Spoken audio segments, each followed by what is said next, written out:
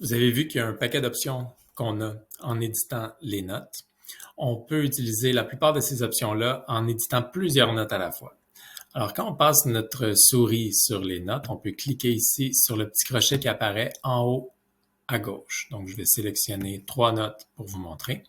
Et depuis que j'ai sélectionné ces petits crochets-là, il y a une petite barre blanche qui apparaît en haut, qui n'est pas là d'habitude, qui me donne des options. Donc, si je veux épingler ces 3 notes-là, je peux cliquer ici et ça va les épingler d'un coup. Ajouter un rappel en même temps à ces 3 notes-là. J'ai juste à cliquer là-dessus. Ça va donner le même rappel aux 3 notes. Je veux modifier leur couleur, alors c'est ce que je vais faire maintenant. Je vais toutes mettre ces notes-là en vert. Elles viennent d'apparaître en vert. Je veux les archiver d'un coup et voilà, c'est archivé. Et je peux même modifier les étiquettes, les supprimer tout d'un coup, copier ces notes-là d'un coup ou toutes les 3 les copier dans Google Documents. Alors, ça peut être intéressant si on veut rassembler les notes dans un document comme ça. Moi, je veux modifier les étiquettes d'un coup. Donc, je m'en viens ici et je veux que ces 3 documents-là, qui n'ont pas en ce moment l'étiquette Géo, eh bien, je veux l'ajouter comme ça. Et on voit que ça s'est ajouté, l'étiquette Géo, à ces trois notes qui en même temps. Alors, c'est fait. Dernière chose, c'est la recherche dans Google Keep. Vraiment intéressant d'utiliser la recherche. Donc, dès qu'on a quelque chose, on peut chercher par mot. Donc, si j'écris lettre, par exemple, ça va me montrer partout où c'est écrit lettre, toutes mes notes où c'est écrit lettre au fond. Je peux y aller donc avec n'importe quoi ici. Je sais qu'il y a tel mot dans telle note, alors j'ai juste à écrire le mot, puis ça va me sortir toutes les notes qui contiennent ce mot-là.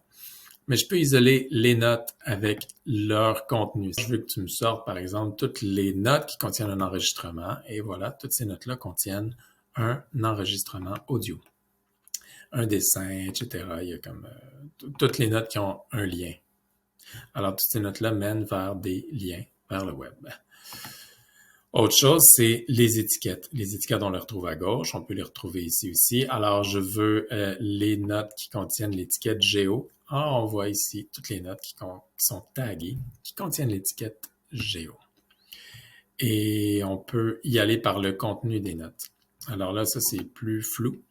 Si, par exemple, on a des notes qui parlent de cuisine, tout ça, lui, il va reconnaître les mots de cuisine, il va nous les isoler. Mais comme je vous dis, ça, c'est plus flou. Alors là, il cherche même en passant dans les notes archivées.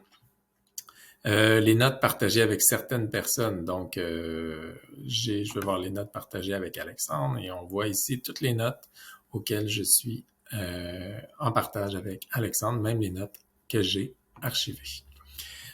Et les notes d'une couleur, finalement. Donc, je veux toutes les notes vertes.